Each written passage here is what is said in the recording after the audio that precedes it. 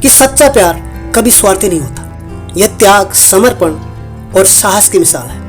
उसने अपने जीवन को विवेक के देखभाल और उसकी खुशी के लिए समर्पित कर दिया। उनकी कहानी हर किसी के लिए एक प्रेरणा है, जो कठिन समय में अपने प्रियजनों का साथ नहीं छोड़ते। निभाने वाले तो निभा ही जाते हैं, हालात कैसे भी हो, और छोड़ने वाले तो सिर्फ बहाने ढूंढते हैं। इनकी कहानी किसी बॉलीवुड पिक्चर से कम नहीं है। अगर आपको लगता है सभी लड़कियां बेवफा होती है या गोल्ड डिगर होती है, तो ये कहानी आपके लिए है।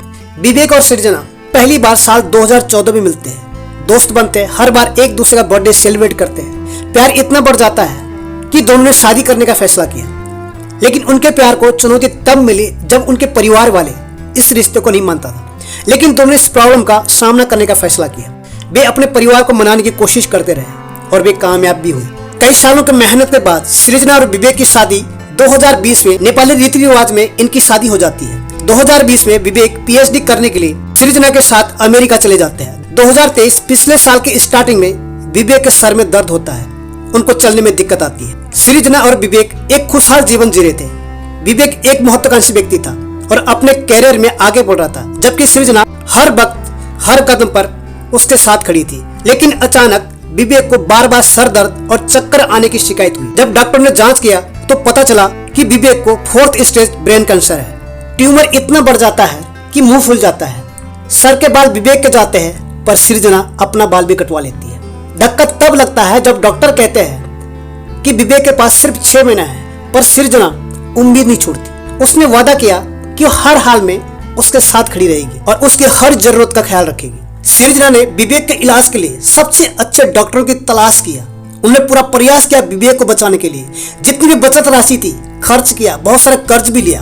अस्पताल में दिन रात उसका ख्याल रखा। वह हर रिपोर्ट, दवाइयां और डॉक्टरों के सलाह पर ध्यान देती थी। सृजना ने कई रातें बिना सोए बिताई, क्योंकि विवेक के सर में हर रात को दर्द होता था। उसने हर छोटी बड़ी चीज का ध्यान रखा, विवेक की दवाइयां, पोषण और आराम। कई बार उसे खुद को मजबूत दिखाना पड़ता था, भले ही वो अंदर से टूट रही हो।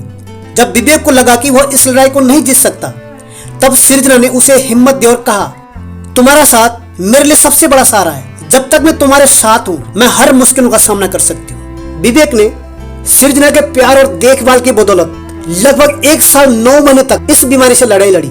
हालांकि ब्रेन कैंसर एक घातक बीमारी थी और आखिरकार विवेक ने अपनी जिंदगी की लड़ाई 19 दिसंबर 2024 को हमेशा के लिए हार गए। जब विवेक ने अंतिम सांस ली तो उसने सृजना का हाथ पकड़कर कहा, तुमने मुझे हर दिन जीने की वजह दी है। मैं इस दुनिया से जाते हुए भी तुम्हारे प्यार के साथ जा रहा हूं। दोस्त, सृजना का संघर्ष हमें यही सिखाता है कि सच्चा प्यार कभी स्वार्थी नहीं होता। यह त्याग, समर्पण और साहस की मिसाल है।